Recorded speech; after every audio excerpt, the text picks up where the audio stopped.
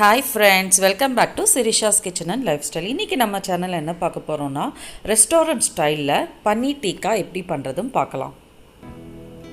ஒரு பவுலில் 1/2 கப் தயிர் எடுத்துக்கலாம்.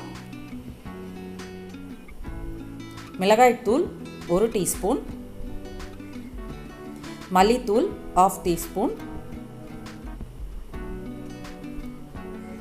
ஜீரகத்தூள் 1/4 டீஸ்பூன்,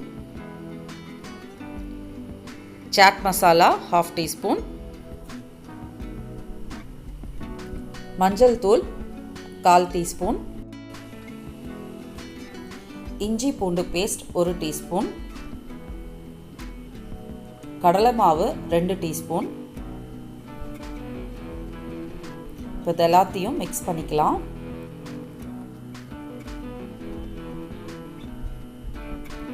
ஒரு அரை மூடி எலுமிச்சை பழச்சாறு சேர்த்துக்கலாம். தேவையான அளவு உப்பு சேர்த்துக்கோங்க. இப்போ இது நல்லா மிக்ஸ் பண்ணிடலாம். அடுத்தது பார்த்திங்கன்னா பன்னீர், குடமிளகா, வெங்காயம், தக்காளி எடுத்திருக்கேன். இது எல்லாத்தையும் ஸ்கொயர் ஷேப்ஸில் கட் பண்ணி தனியாக எடுத்து வச்சுக்கலாம். இப்போது நம்ம கலந்து வச்சுருக்கிற மிக்ஸில் இதை போட்டு ஜென்டலாக மிக்ஸ் பண்ணிக்கலாம்.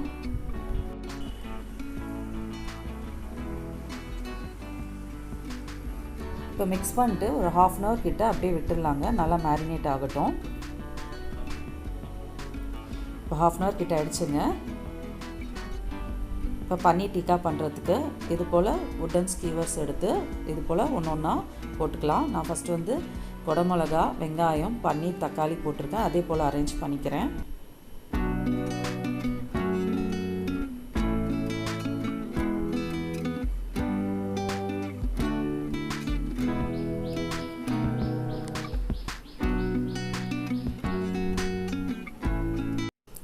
இப்போ எல்லாத்தையும் இது போல் ரெடி பண்ணி வச்சுட்டு தவா சூடு பண்ணிக்கலாம்.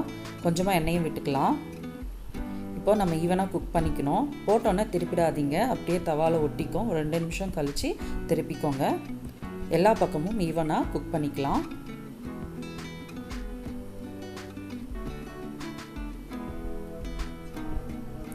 தேவைப்பட்டால் கொஞ்சமாக எண்ணெய் விட்டுக்கோங்க.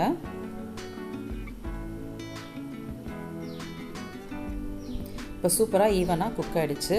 ரெஸ்டாரண்ட் ஸ்டைலில் பன்னீர் டிக்கா ரெடி ஆகிடுச்சு. இந்த வீடியோ பிடிச்சிருந்தா லைக் பண்ணிக்கோங்க. மேலும் பல வீடியோஸை பார்க்க சிரிஷாஸ் கிச்சன் அண்ட் லைஃப் ஸ்டைலுக்கு சப்ஸ்கிரைப் பண்ணிக்கோங்க.